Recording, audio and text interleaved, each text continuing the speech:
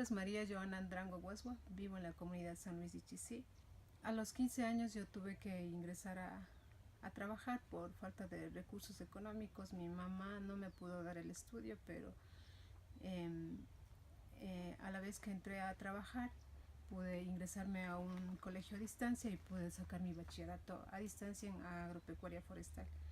Desde ahí entonces seguí trabajando con el tiempo. Me empapé mucho de esta cuestión de cultivar el suelo, de valorar la tierra, de cultivar sin químicos, ya que en la plantación donde yo trabajaba era florícola y ahí para la producción de flores se utilizan muchos químicos. Al pasar del tiempo tuve a mi hijo, que actualmente ya tiene 11 años, con el que vivo, es mi familia. Entonces, por mi salud y por la de él, decidí retirarme de las empresas florícolas y puse emprender a cultivar nuestros suelos. Cultivo en mi terreno, cultivo hortalizas, papas, moras, algunos arbolitos frutales que ya están en proceso de producción.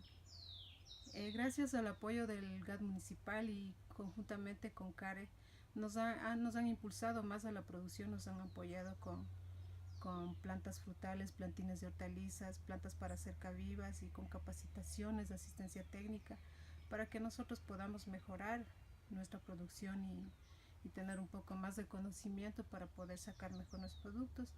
Los productos que yo cultivo en mi terreno tiene algunos ya espacios de comercialización. Pertenezco a una asociación de productores agroecológicos del Buen Vivir y conjuntamente con ellos nos hemos organizado y hemos buscado espacios de comercialización en medio local, adentro del cantón y fuera del cantón, en la ciudad de Quito, en la Universidad Simón Bolívar. Dentro de la comunidad también, con mis compañeras, 9 mujeres que somos, nos hemos agrupado y hemos buscado la forma de poder comercializar nuestros productos aquí dentro de la comunidad. La mayoría de mis compañeras son adultas mayores y no tienen acceso ya a un trabajo, entonces ellas también se dedican al cultivo y con eso pueden tener un fuente de ingreso, aparte de que producen primeramente para su familia y los excedentes son los que se sacan a comercialización en las ferias o en los espacios que hemos podido alcanzar.